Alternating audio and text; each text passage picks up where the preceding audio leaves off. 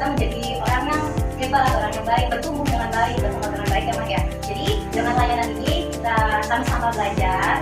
Jadi kita sama-sama belajar bagaimana sih cara membimbing, merawat, dan mendidik untuk memenuhi kebutuhan anak dalam berkembang secara optimal.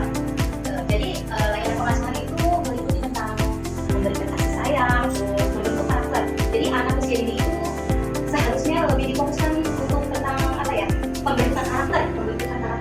Jadi untuk pembelajaran IQ itu nanti seiring berjalannya waktu, karena karakter itu lebih penting Mas. Karena untuk dibawa ke masa depannya itu, jadi karakter itu yang lebih penting.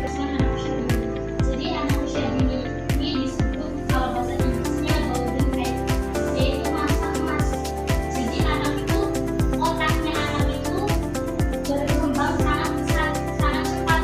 Kayak misalnya zaman dia dilakuin lagi tren apa, sekali beli HP langsung nyangkal ya beli Pak.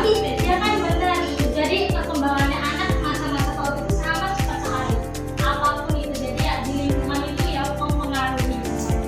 Terus yang kedua itu anak itu sudah meniru perilaku.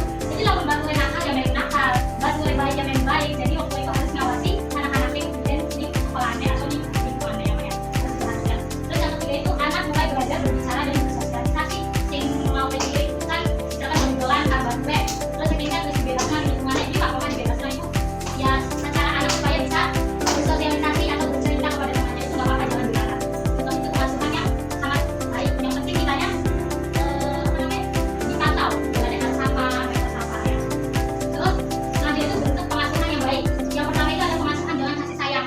Namanya orang tua pasti ya ke anaknya itu sayang, gak ada yang namanya nyesel pisan gak anak, mungkin karena pasti yang namanya ibu itu pasti sayang dan sayang gitu kan.